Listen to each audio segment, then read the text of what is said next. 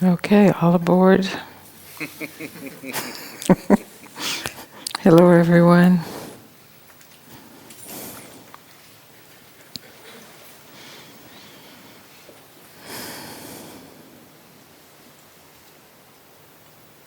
Last night we were talking about defining who we are and how really just whatever the definition, high or low, that's the only thing that's in the way of actually directly experiencing who you are.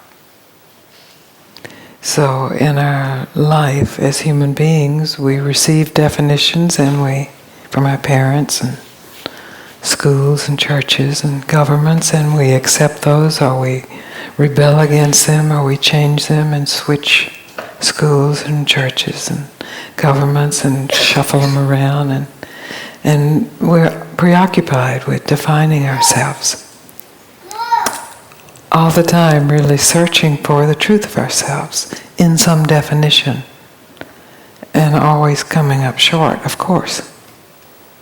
Because a definition may relate to a particular aspect, such as I could say I'm a woman, I'm an American woman, but how limited that is, it's so limited that it's irrelevant. It has nothing to do really about the truth of who I am. But if I believe it does, then I'm a particular kind of woman and a particular type of American, and that then means something relative to who you are and how you see what I am and how I see what you are. And there's a lifetime used up. I mean, that takes a full lifetime to work on that. So the invitation is really to surrender your definitions. Each one of them. All of them, just to wipe the slate clean and see what's left. One of our great fears in that, or the great fear maybe, is that then we won't know anything, because our definitions are really about acquiring knowledge. And given the type of brain we have as humans, knowledge is power. And it is. I mean, knowledge of the past, knowledge of the probable future, knowledge of what's happening now and how to analyze that, that's a great power. And there's nothing wrong with that power, inherently. It's often wrongly used. But it's a power we don't want to surrender. We don't want to not know. Because if we really don't know, especially who we are, that is an experience of absolute vulnerability and nakedness. It's really being stripped down to some bareness where there is no definition. But that's required to discover what is untouched by any definition. And until you discover what's untouched by any definition, there's still some bondage to some definition, either in accepting that or rebelling against that or building consensus about that. And one of the most insidious definitions is of yourself as a spiritual being. I mean, that's a really beautiful definition. It's much more beautiful than yourself as a purely material being. But because it's so beautiful, it has a certain allure that it's really hard to give up. It's a golden definition with tinkling symbols. It's very different from a kind of plodding definition of, I am this body, Thank God I'm not this body, I'm a spiritual being. And there's a lightness that comes with that, and a beauty. And it's as true as I am a body. I mean, they're both true as aspects of the experience of incarnation. But the insidious part is that it really, it just misses it. And in just missing it, you miss everything.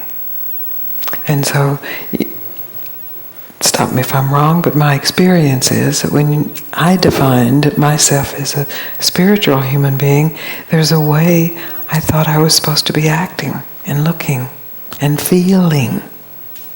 And if I wasn't feeling a particular way, especially oceanic way, or in unity way, then there was this horror that maybe I'm not a spiritual being, you know? Maybe I really am just another clog of dirt. And then the building up of the proof of I am, because there's a great love for humanity and for God and for all creatures, great and small. So I am a spiritual being, and in that, this inflation, and then back and forth and back and forth. Until finally I realized I don't know whether I'm a spiritual being or whether I'm just a material being. And the spiritual being stuff is some fairy tale that just helps me sleep at night. Or keep me awake. I really didn't know. I mean, I wanted it to be true because it's a much better definition than what I grew up learning I was. So I really wanted it to be true, but I couldn't know that because I kept having proof that I wasn't. I mean, any experience of separation was proof that I wasn't, and I had a many in a day, a trillion, a zillion. So for myself, I had to become disillusioned with what I knew. I realized I don't know what I need to know, because all of my accumulated knowledge is really not giving me the absolute satisfaction that I'm craving. And it was a really important point in my life where I could tell the truth about that rather than just sort of roll on and keep gathering more information, go to more teachers, read more books, get more proof one way or the other. And in that I really prayed to find or be led to or be called to a teacher who could just set me straight one way or the other. Either that this whole spiritual business was just a lovely trance that we put ourselves in, or the whole material business was just a trance that we put ourselves in, or they both were real and neither was real, just to somehow get me out of my cycling. And I was so surprised to meet my teacher very quickly after that, actually. Really surprised that he was Indian. Wasn't interested in gurus at all. That was one thing I was certain about. I was positive I wasn't interested in a guru. So to find myself at the feet of my guru and be really listening to him and recognizing that he was my guru, even though I had hated that word, it seemed so tainted, but here I was at the feet of my guru and in love and listening very carefully. And he said to me, "Stop everything."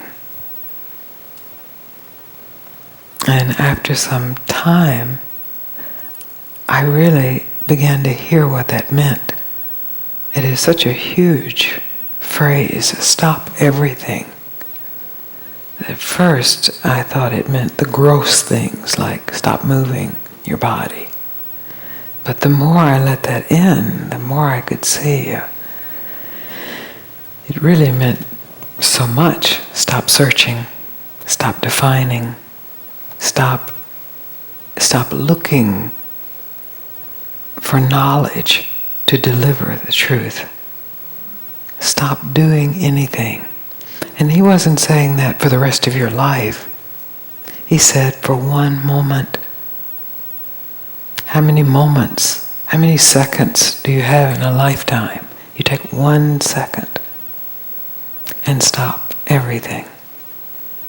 And in that 1 second, you discover directly what is real, what is undefinable, what needs no knowledge for its proof. You discover who you are. And then if there is a definition or a knowledge or a revelation, it comes from that 1 second of not knowing anything, not defining anything, not searching for a definition. Just that 1 second. Then it comes from emptiness, rather than trying to follow some definition to emptiness, or some hope, or some story of spirit, being, consciousness, Satchidananda, God, fairies, angels, whatever version we're telling ourselves, just to be willing to not have any of those stories. It was so radical that it did take some time for it to sink in, because it was shocking. It is shocking. Because everything I had read, I had interpreted as gathering and getting and acquiring. And all of a sudden this command to stop everything was terrifying. But I was at that point in my life where I was willing to try anything. And this was something I had never tried. I mean, since we're little children, we learn about accumulating, getting more knowledge, defining. That's just the way humans grow. It's the way most primates grow. They imitate, and they gather, and they watch, and they get corrected. And that's beautiful. That in itself is beautiful, but it didn't really deliver what I was deeply needing to be delivered. And when he told me to stop, I was willing to stop, even if it meant I would fall back in the evolutionary ladder, back into some vegetative state, back to the tree shrew or something. I mean, that's what came up for me. If I really stop, I will lose what I have got. Should I correct this? Oh. That if I stop getting more, because that's part of it, I get more so I can keep what I've got. You can never quite get enough knowledge because we're learning more every day and discovering more, and then as you age you learn more, and with each relationship you learn more, and with each teacher you learn more. So then how you balance it all, and then this flow and that flow, and the good day and the bad day, and and here he's saying stop, and he said put your burden down. Put my burden down, I had no idea how I had defined myself by this burden of knowledge, trying to make it be congruent, trying to make it somehow fit and define me. And then in that definition, I could rest, I could be fulfilled, I could be enlightened, I could be happy, I could be at home. And he said, just put it down. Forget everything you've read. Forget everything you've heard. It's like, whoa, the shock waves. The relief and then fear. Should I? Who is he? How can I trust him? And he said, don't trust me. It's just you take 1 moment, 1 second. You can always pick it all up. It will all be there. You can find it very easily. You just take 1 second for true inquiry, true investigation, and see what's here. You're ready for that, or you couldn't even entertain the possibility of it. And I heard him, and I was ready for it. And blew my mind. It stopped my mind. And what a surprise. What a fresh surprise at discovering what had always been here, and discovering I had always known it was here, but somehow had been adding definitions to that in hopes that the fulfillment would come from the definition rather than just the returning to what has always been here. At least from the time I was conscious as a human being, so 4, 3, so I was in my 40s then, was exactly the same. My body had aged. I had gained lots of knowledge. I had changed lifestyles several times, changed churches, changed rules, but this was just the same. The same as when I was a little girl. Same consciousness.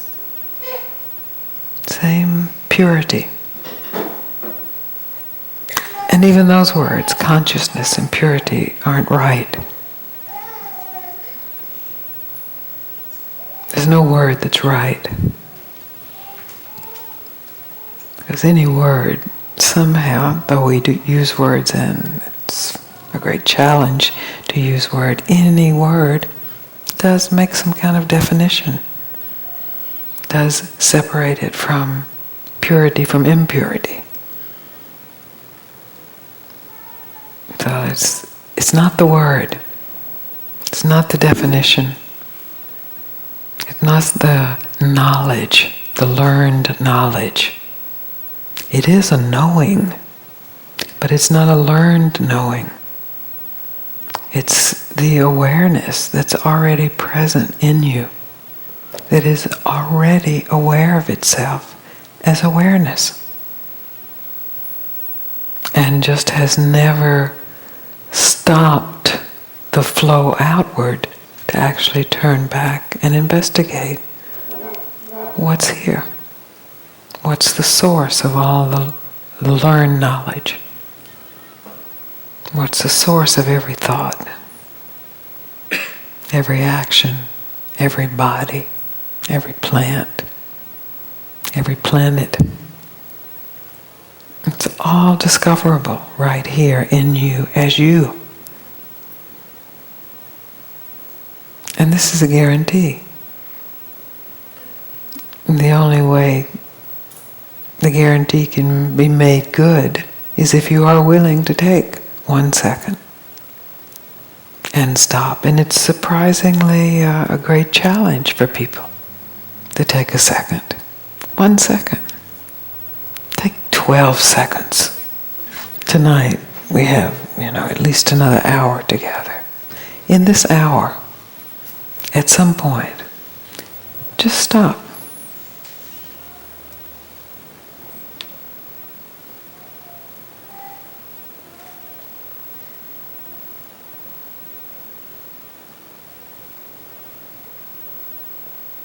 And in that stopping, really stopping, it's really possible to inquire. It's really possible to give rise to a thought of inquiry. Is anything needed when everything stops? When every definition, when every knowledge of the past or the future or the present stops just for a moment. Is anything needed? Is anything lacking?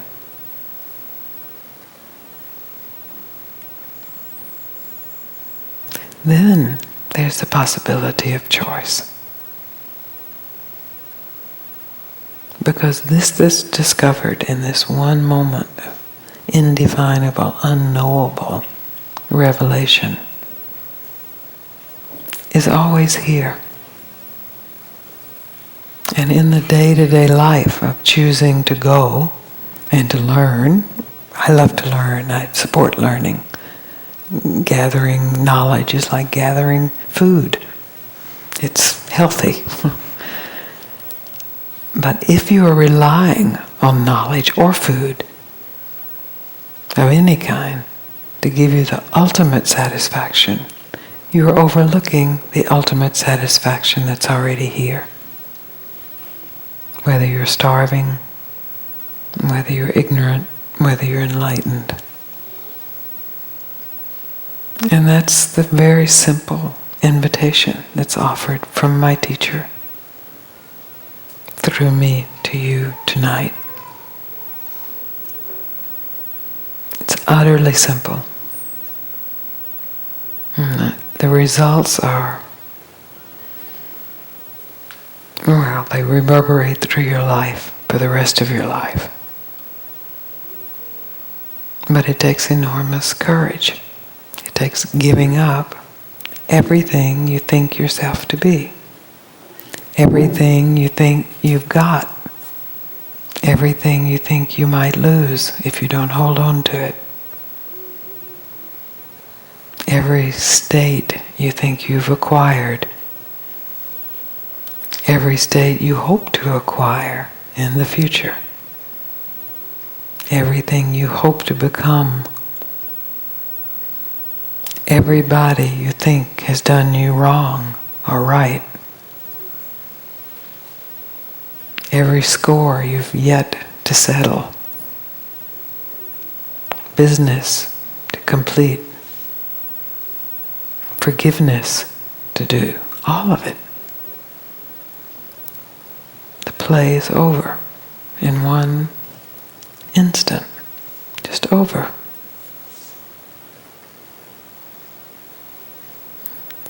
And then, as you are conscious and it's over, you tell the truth. What's left? What's still here?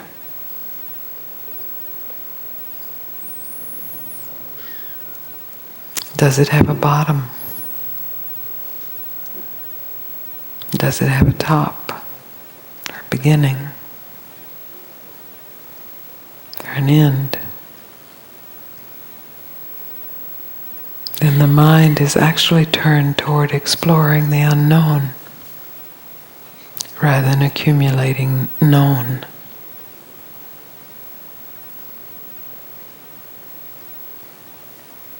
Is it clear?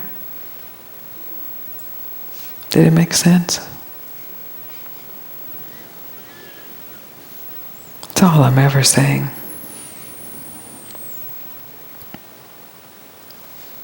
And it's only an invitation.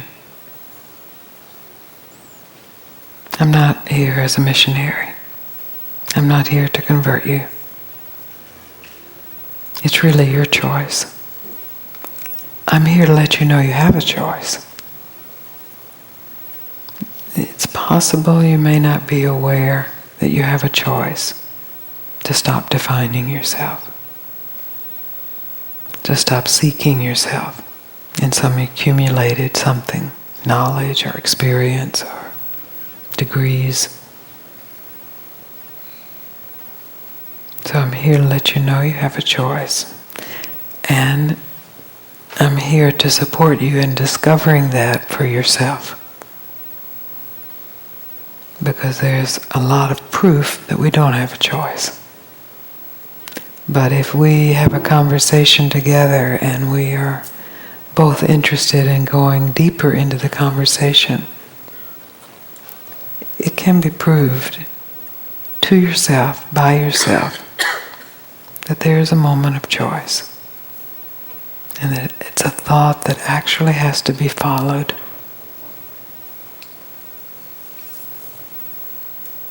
That causes your suffering, that causes your seeking, that causes your defining.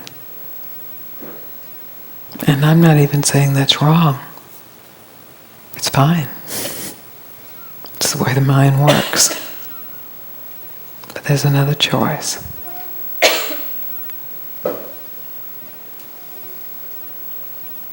So let's get in conversation and make this concrete and relevant to you. Okay. Is this a report? It's both. Okay.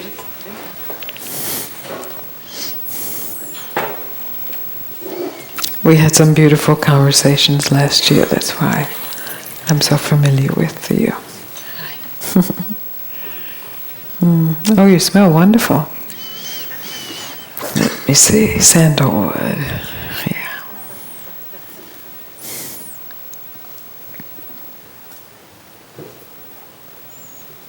Much more peace this year, huh?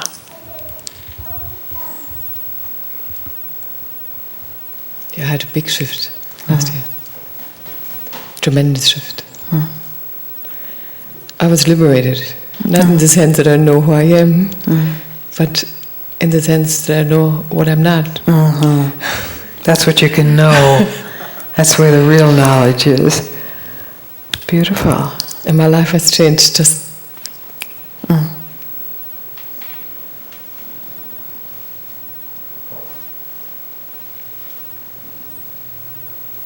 Show them what you're showing me.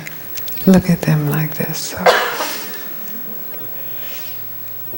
Because it's quite amazing that we actually do receive it from each other. It's part of our limbic brain, we actually do absorb from each other what we have realized, or the peace that realization has delivered. I'm so grateful. It's all my love. Suddenly I could love. And I have seen I have never loved before, even if I did, but I've never been a victim after that. That's liberation. That's the hardest one. That's the hardest definition. Me as victim. Because we have so much proof that we've been victimized. I mean, look at our parents, look at our schools, look at our friends, look at our lovers, look at our husbands, look at our wives, look at ourselves. We're victims of ourselves. Yeah. Oh, what a story. To not have that definition, that's liberation, that's right. And I know when I am, I know, and I can say, come back. That's right, it's so obvious, isn't it? That's a big one. I wonder how many people are actually willing to give up their victim definition. Just like giving it up, not healing it.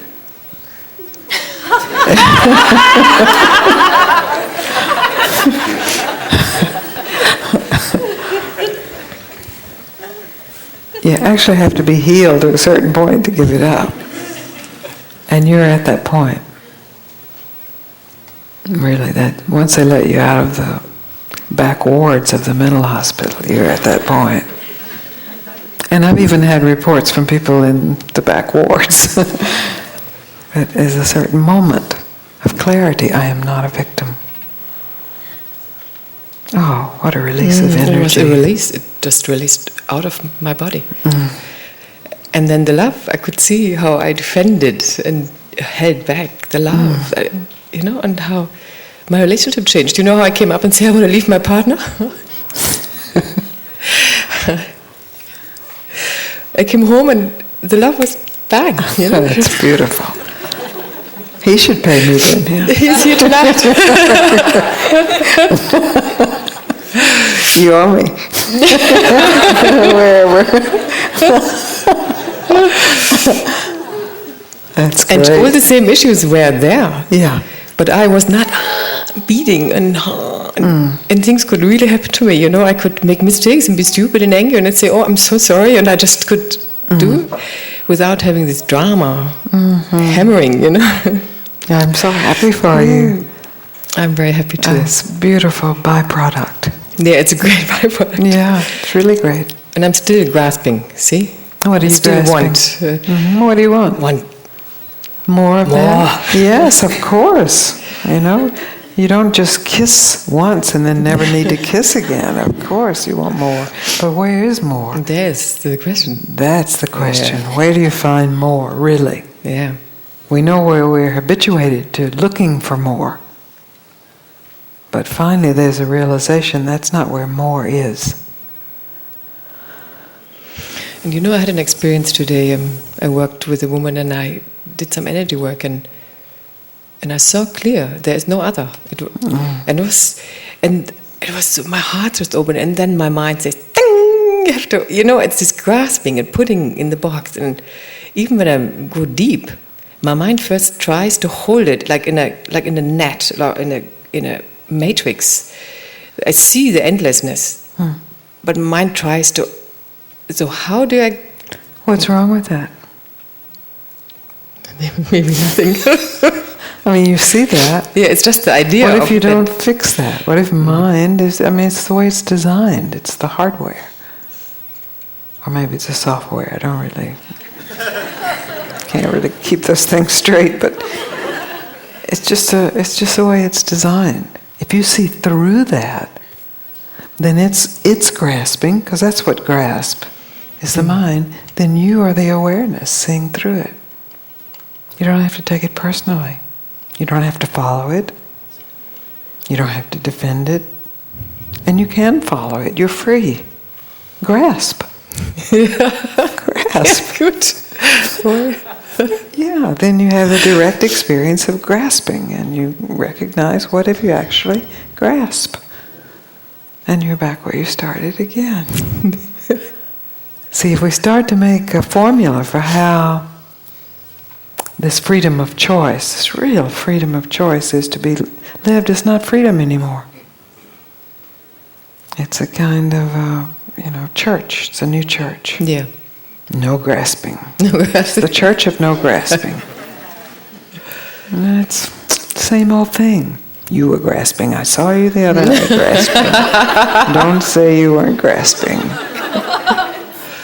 Yeah, then we walk around diagnosing each other and classifying each other and defining each other by our level of grasping or not grasping, internally or externally. Yeah. Oh, it's such a light shining from you. There was always, I saw that last year, but it's so peaceful and... yeah. I'm not even nervous. I'm just pleased to sit here. Yeah. Yeah. Very... It's undefended. My heart has become very big. I'm so happy. Yeah, the heart is the universe. Thank you. Thank you. What a great report. So good. And I will see you in the retreat. Oh, good. Good. Yeah, we'll see what's deeper revealed.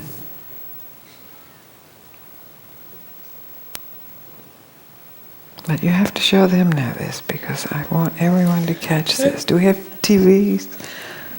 You can see this? Yeah.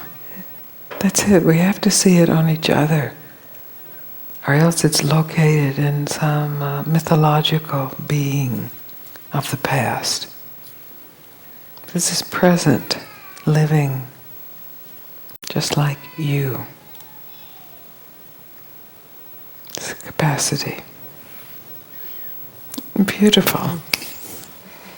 I'm so glad you came back so quick. Yeah, it was like that, wasn't it? Yeah, it was really what you said. It was for me when I arrived here to be in the bookstore. It was yesterday. Yeah, just walked out and then came back. What is a year? Nothing. It was amazing. Really felt that more here than any place. Just the continuation. Yeah. Another weekend. Yeah, we don't have to define time either.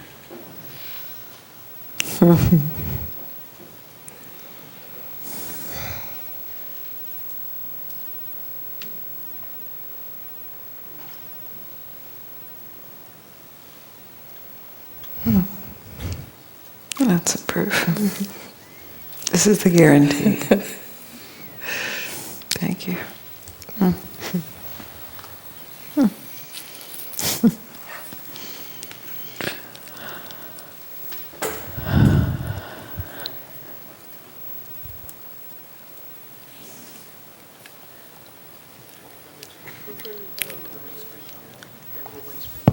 Just okay. It's too sensitive. I put it here.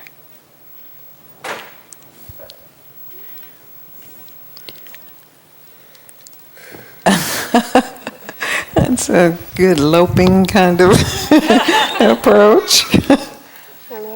Hello.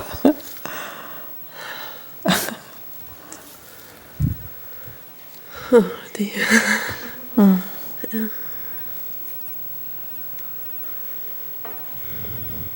I've been to see you quite a few times now. And I've spent quite a lot of the time seeing you, thinking what I might say if I ever would come up here. Oh, I'm glad you made it.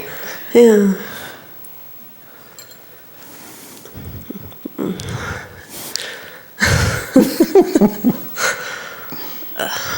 I want to talk to you about death.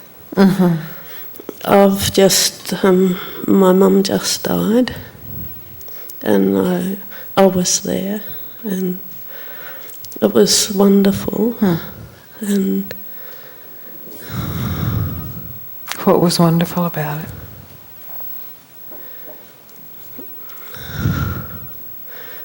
it was very luminous. It was, you could see.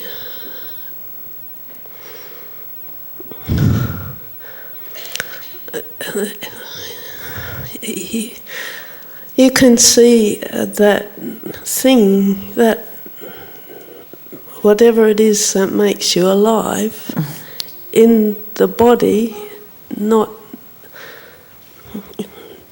be in the body anymore.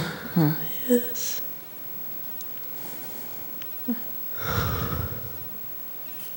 What a beautiful moment. Yes.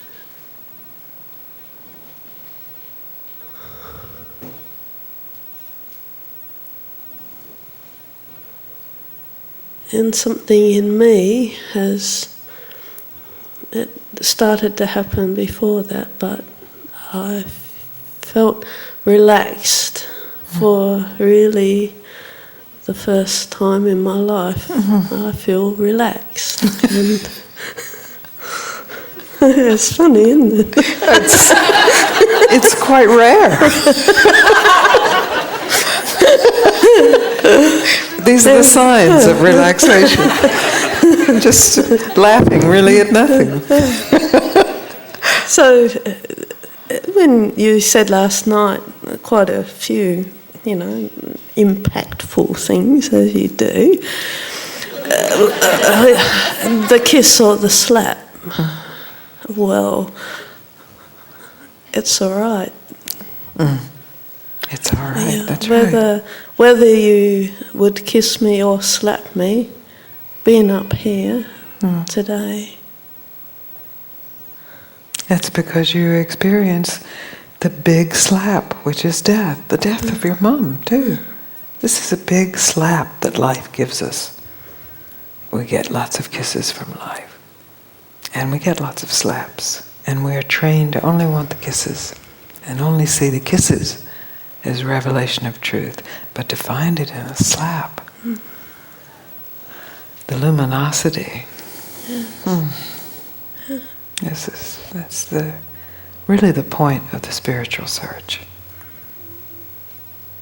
To find the whole truth, not just the good side, not just the blissful side, but what holds it all. What's it all held in, and is that conscious?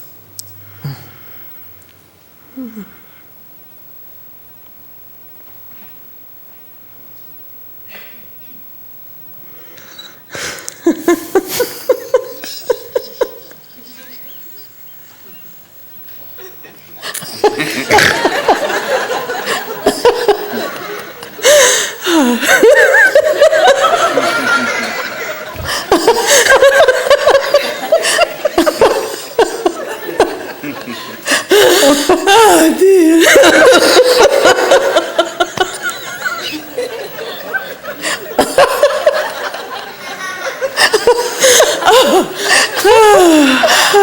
God. Oh, what a beautiful release. Thank you for coming. Oh. It's so fantastic that you come here. For me too. Truly. Thank you for your relaxation. It helps us all relax.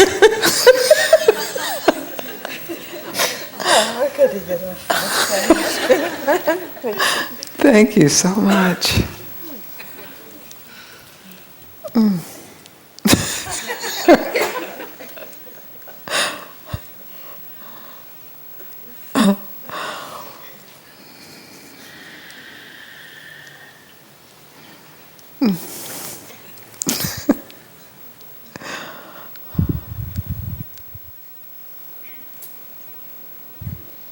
So if you're thinking, what are they laughing at?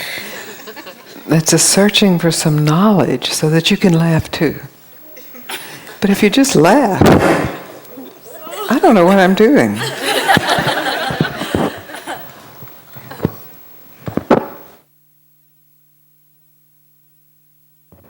Okay. But if you just are willing to just laugh without knowing why you are laughing, that's what we catch from each other. If you're just willing to be at peace without knowing, should you be at peace right now?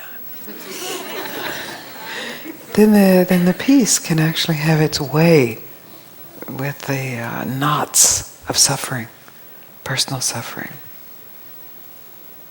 So it just can permeate, like the laughter did, just permeate. And relaxation is peace. We think we know what relaxation is, but really relaxation has nothing, I mean, of course it has something to do with muscles and mental activity, but it's a deeper opening. And in that there's just a willingness to be. And that's joyous.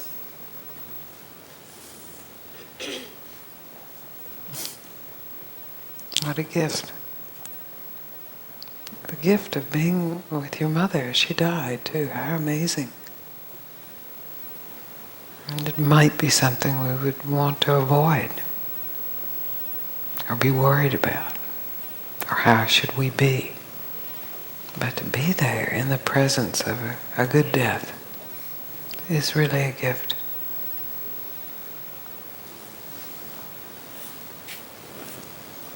And then to share it with us. Doubly given.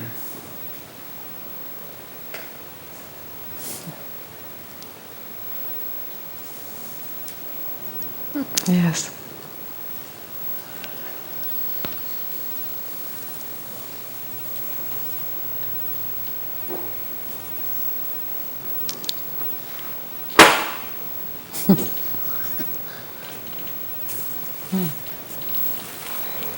Looks like I'm going to share the opposite.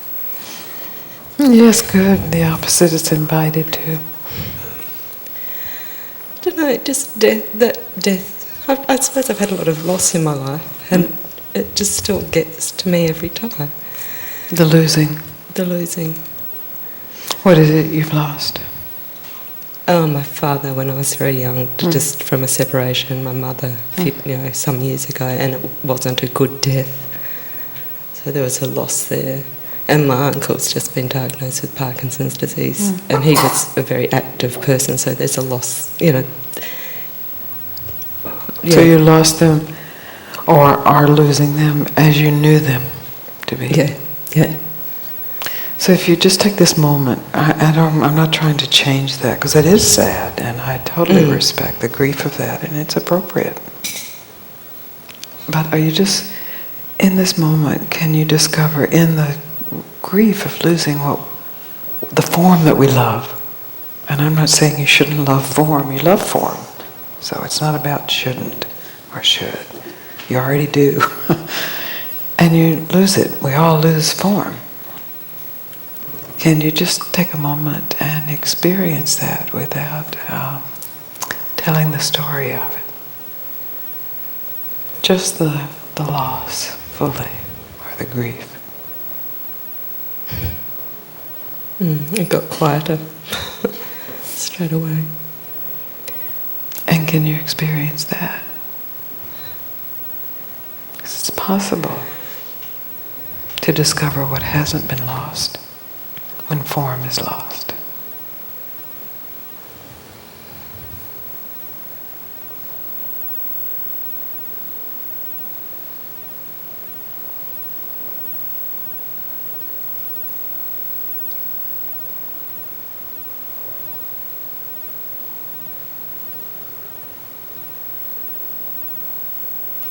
So you've lost the form of your mother. Have you lost your mother, really? I mean, you've really lost her form. I know what you're saying. I mean, I do know that what's left. What is left?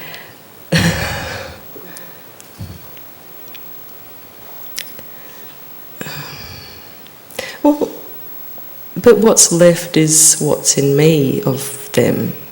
And what's that? The feelings, the memories. And what do they come from?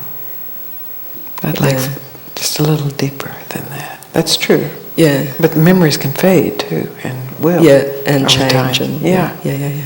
So what do they all point to? Why are those memories important?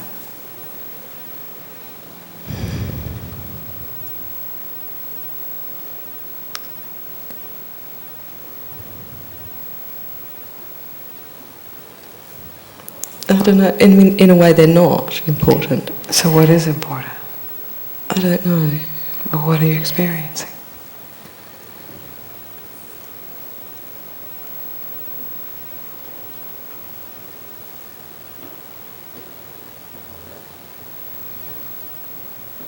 What's that? Not quite.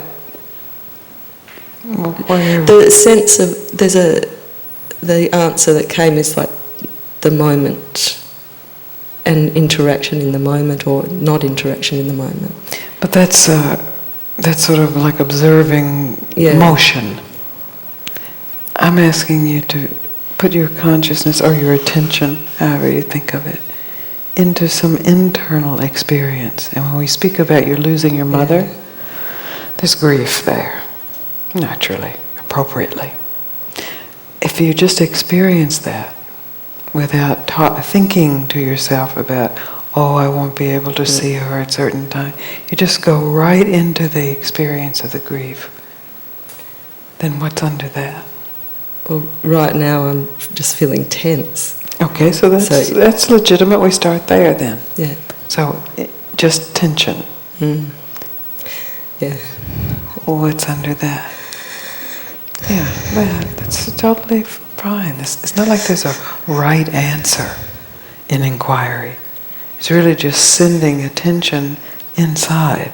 If you're looking for the right answer, well, you already know the right answer.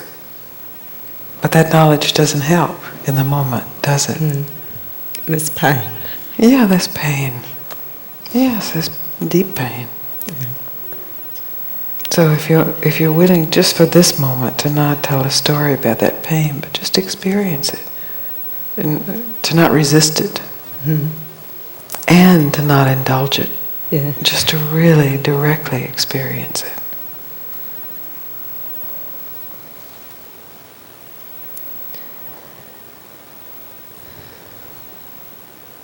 What's that? I just don't feel like I'm quite getting there. No, that you are there. There's not a there there. Whatever you're experiencing is there. Feeling like I have to have the right answer. It is. It is. That's why this is very useful. And why it's just absolutely perfect that you would say, I'm not getting there, and that I would say, no, that is there. Because this is the way our minds work. We're used to being in a classroom. And you've heard what the right answer is, and so you want to deliver the right answer, but you can't remember how to spell it. And good. I don't want you to remember the right answer. I'm happy you can't get there. So then you can tell me where you are. Because that's what's here. That's what's important. Not any place you can get to. So what's here? Right now. Just me. And what's me?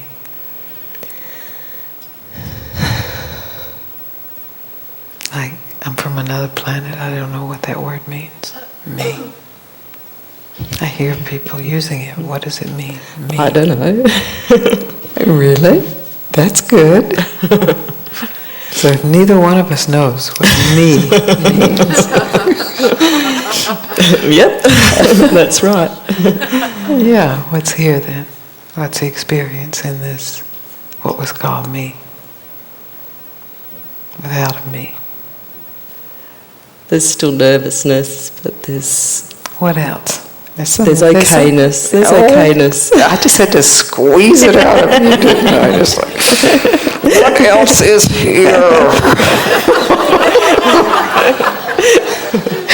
We'd like flash on our face, but now still it couldn't be not me. Yeah.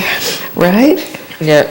Isn't it amazing that we'd much rather talk about our misery and just this moment, this split second of just, it was just, but no, it couldn't be.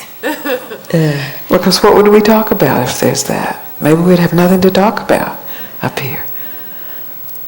Just you and I with no me in between us.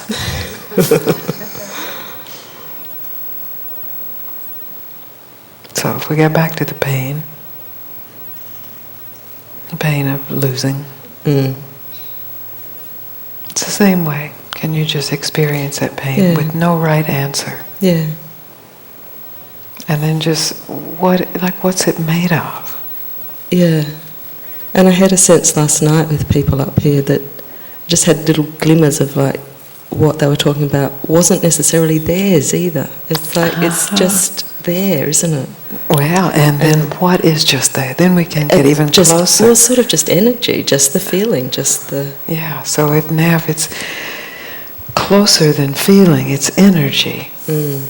That means there's no story about it. I mean, we still have a story called energy, but that's a pretty basic building block.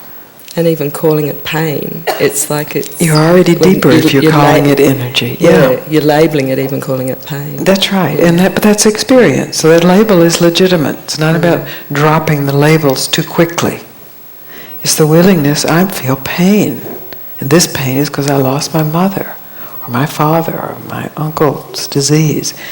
So that's fine. It's not about editing it there, or we turn into some kind of spiritual jargon speak.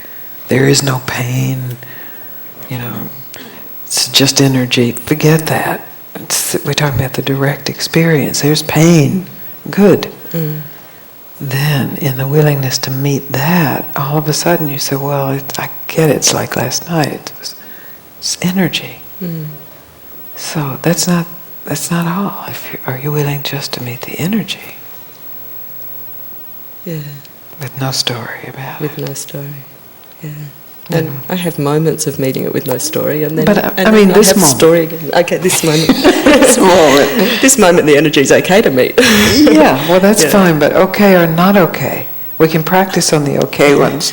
But it's really the not okay one, the pain one. That's the hard one to meet because we feel like we'll be swallowed by it. Or we'll end up in a depression for the rest of our lives, or it's too big, especially if it's associated with a father leaving, or a mother gone, or a beloved somebody, something horrible happening. Yeah, that's a story that hurts. Of course it does. It's not, and I'm really not talking against the story. We're human beings. We have stories. We live stories, that we communicate by stories. That's the way we learn, by stories. There's nothing wrong with the story at all. It's just simply there's a possibility to discover what's under it. And that possibility is a possibility of deepening your experience of life. Including this pain, not excluding the pain. Including it, but also including it, as you said, as energy. And if you're willing to include it as energy, fully in this moment, there's something deeper even than energy.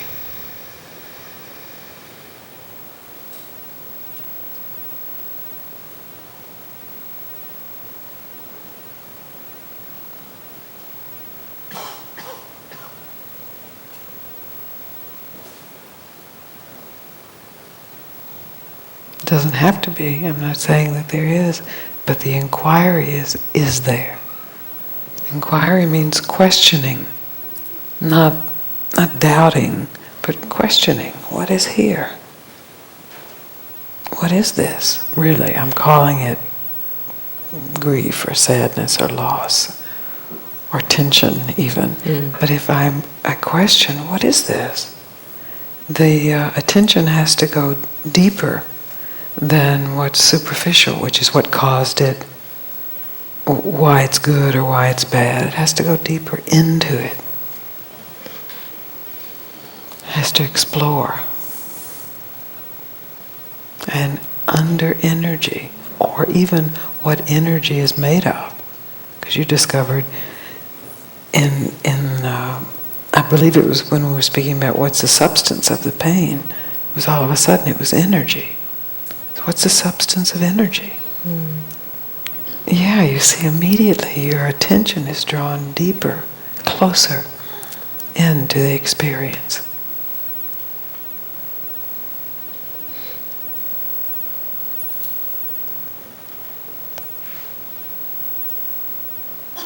What are you experiencing now as you sit here? Not much, but peace. Yeah, peace. And why is that so hard to say? You say pace. That's right.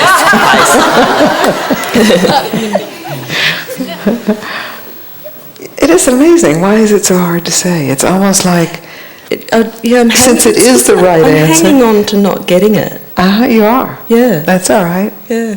I can wait. We had a really long session. Was that Melbourne or Sydney? Sydney, yeah. I think it was an hour and a half. What, with one person? One person, yeah. I wouldn't let her go. Everybody in the room was saying, let her go, let her sit down. So we're in it too deep. We have to stay till you get it. Yeah. Well, I'm committed, are you? What was that? I said, I'm committed, are you? Such great laughter back there. Yeah, why is it so hard to admit? Because somehow, I believe this is a theory, you can tell me if it's right or wrong, that we feel that we aren't being true to the pain or the loss or the grief that we feel for these loved ones if we admit to the peace that's there also. It's almost like we need a solidarity with suffering rather than a solidarity with the peace that's here regardless of suffering. Yeah, that doesn't feel quite right for me. Well, good. I'm glad that's not quite right for you. Then what's your reason? I don't know. Yeah. Maybe you don't even have a reason. Yeah. But you saw in a moment that there was like a reluctance to actually tell the truth about peace. We're not reluctant to tell the truth about our suffering in general. Maybe we don't broadcast it, but it's our internal story. Victim story, or poor me, or poor them. But somehow it's a kind of fear. Well, I don't believe that my peace is real peace. Yeah. It's not legitimate peace. Yeah, it's not as good as your peace. Oh, this is really so useful. Yeah.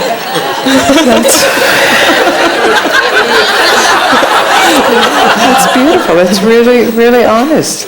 Yeah. That's a really important insight. So therefore it's not real. So it's not real, so you can toss it aside. But how about your suffering? How do you know your suffering is more real? You don't think I could out-suffer you?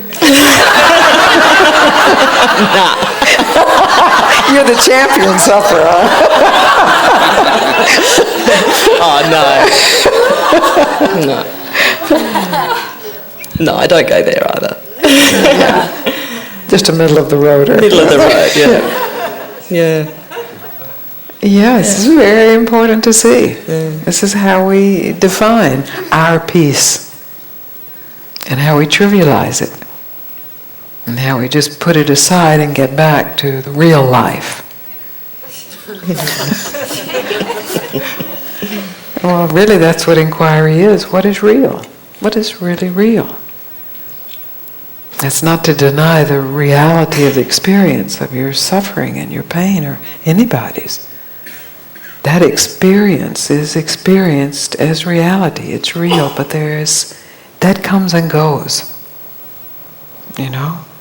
It appears and disappears. You're laughing up here. You're laughing one moment, and the next moment you're on the verge of tears. So it comes and goes. But what doesn't come and go? What is that appearing in, and disappearing in, and reappearing in? That's what we can call real.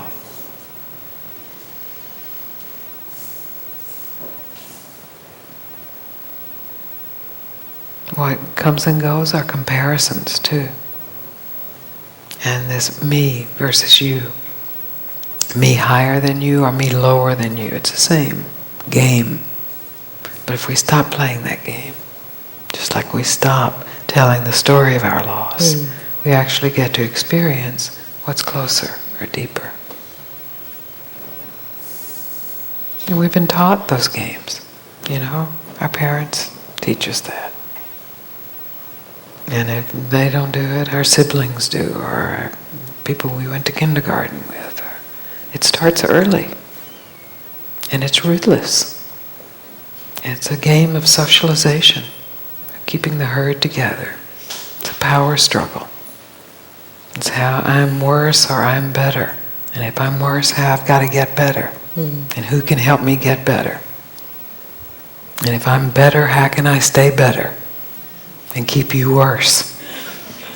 That's just the nature of human animals. It's what they're doing when they aren't making money or having sex. It's the social drive. But to see that, and then to see deeper than that, you see that that's going on the surface. Yeah. So my piece is the same as your piece. Yes. In fact, it could be better. It could be better. I want some. Yeah, well, it's certainly at least as legitimate. Yeah. And in that willingness, then you aren't trivializing or discounting peace itself. Yeah. And it then can permeate everything. And then you are really free to grieve like you've never grieved. Because you're grieving from peace. And that's a paradox to the mind. It's like we can't quite bring those two together. But they're resolved in the experience. And then actually the grieving process makes its own completion. We don't have to control it, we don't have to decide, well, it's been a year or it's time to... It takes care of itself because it's held in peace. It's beautiful. We show them this face. Oh, look at their faces. Yeah, yeah, it's a really good two-way mirror. Oh, this is nice.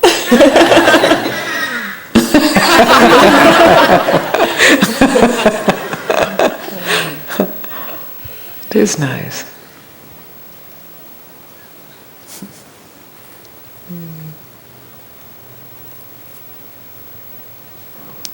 In this moment, there's actually a solidarity with the peace. Everyone in this room has individual suffering, of course. Every human does. Every mammal does. Maybe plants and rocks too. But certainly we know every mammal has suffering. But what's under all of that? Where is our real potential for solidarity? Where can we really meet each other from? Including whatever suffering is there, but where is it? What's under that?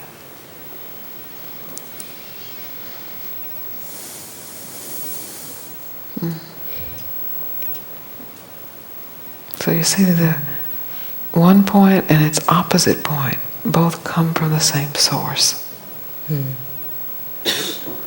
And that's really a great discovery, that source. We're not at war from positive and negative. But there's something that gives rise to positive and negative. That's more essential, more fundamental. And yes, positive arises, negative arises, but what's more fundamental It doesn't need to deny positive or negative.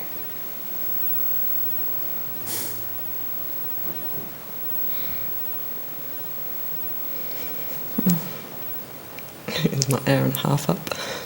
Is your hour and a half up? Are you feeling like it's, oh, it is all just about up. Thank you. Thank you. It's so important, really, every moment. Because it's beautiful to have joy be brought up here. Just as beautiful to have sadness be brought here. So both points of inquiry as to what holds it all.